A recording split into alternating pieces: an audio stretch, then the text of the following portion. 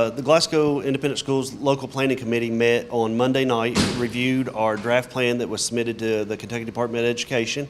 They approved that draft version, sent it back to us. The committee voted Monday night to approve the draft version from the department after their approval. And so then it forwards on to the Board of Education for their review and possible approval tonight at the board meeting. Among the highlights, the discussions of a brand new elementary school that will serve about 450, 500 students, which is what you have now, correct? That is correct, Wes. What we have is on the plan, as we were looking at different needs throughout the district, what we would do is we're proposing to build a new elementary school to replace the current South Green, and then make South Green a transition building to where preschool would move over into this location. And because of the cost for upgrade and renovation and things to Happy Valley, it just makes more sense to build a new elementary school and then transition and move preschool over here to South Green in that environment. So you'll have the stuff that's at Happy Valley, which is the preschool environment. They'll come here. You'll also have some additional room for administrative type things? That is correct. Right now, administration, central office administration is kind of in two locations, at the Board Education office beside South Green, and then also at Happy Valley. We use some of that, the old library area down there. And so what we'll do is put some of the space here at South Green would also become an administrative environment as well with the preschool setting. And besides new construction or elimination of properties, we're also discussing renovation, and there's some things in there that might include some athletic facilities. Is that correct? That is correct. As we were looking at it, one of the big concerns the committee had and was with our alternative school. It is right now currently in the modular units behind Glasgow Middle School, and that served the purpose at the time when those were put in place.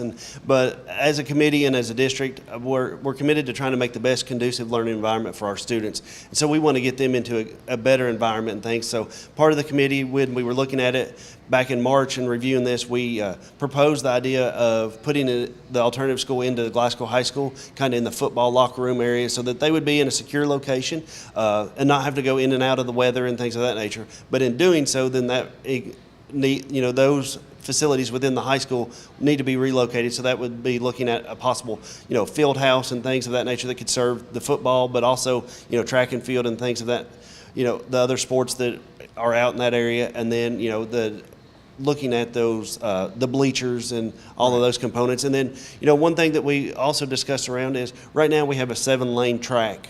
And, depending on if the projects move forward and the costs and things of that nature, it would be nice to make it an 8-lane track there at Glasgow High School so that we could host regional and state events, because you have to have an 8-lane track to be able to host those type of events. So, it's looking long-term, trying to set the standard for the district and setting that vision forward so that we can make sure we're providing a great education for all our students. So the money to build these schools, is that money appropriated from the state legislature, or does that come from the school taxes? Well, the money that there is, what happens is some of it is from the state legislature and certain funds. There's offers of assistance and different things that occur. And then also some local taxes that we are required by law to put a certain amount in every year for construction. So the money that would be used for this, that determines our bonding and things, and also construction money that we have in district, all of that is money that is specifically earmarked only for construction. And the state says you have to put X amount in to the budget for that amount of. And so it's not money that can be used on instruction or any other needs that we have as far as teachers or materials and things of that nature. It is earmarked strictly, and we can only use it for construction type projects.